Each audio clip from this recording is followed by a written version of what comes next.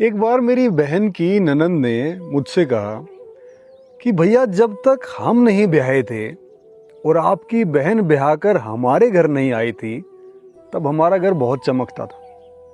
मैंने कहा पर दीदी मेरी माँ तो इससे बिल्कुल उल्टा कहती है। वो तो कहती है कि बेटा जब तक तेरी बहन नहीं ब्याही थी और तेरी भाभी घर में नहीं आई थी तब हमारा घर ज्यादा दमकता था। तो बात यहाँ समझने की है कि यहाँ रिश्ते तो हैं दो, पर बात एक है कि बहू सबकी निकम्मी और बेटी सबकी नेक है। ठीक इसी तरह एक बार मेरी माँ ने बहन को फोन मिलाया कि बेटी तू इतना काम करती है, कभी कभार दामाद जी हाथ बंटवा दें तो इसमें उनका क्या चला जाएगा। और फिर तभी मुझे कोहनी मारते हुए कहा कि देख देख तेरी भाभी ने भाई को बाल्टी पकड़ाई है, अब जाके वो बहू के कपड़े सुखाएगा।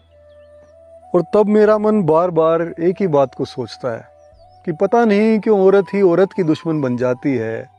बहू नहीं बन पाती बेटी कभी, ना माँ सास बन पाती है। बहू नहीं बन पाती बेटी कभी, ना माँ सास बन पाती है।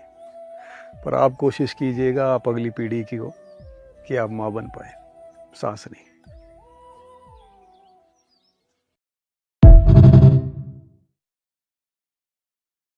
एक बार मेरी बहन की ननंद ने मुझसे कहा कि भैया जब तक हम नहीं ब्याहे थे और आपकी बहन ब्याह कर हमारे घर नहीं आई थी तब हमारा घर बहुत चमकता था।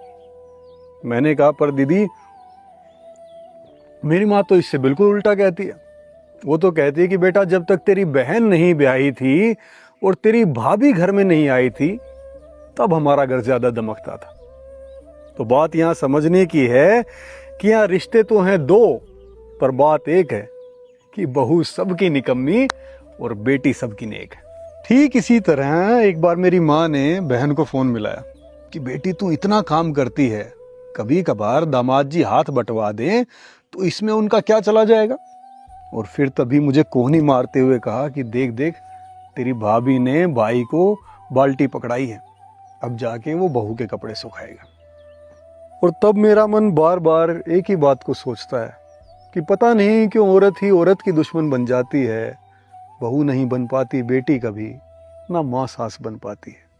बहू नहीं बन पाती बेटी कभी, ना माँ सास बन पाती है। पर आप कोशिश कीजिएगा, आप अगली पीढ़ी की हो कि आप माँ बन पाए, सास नहीं।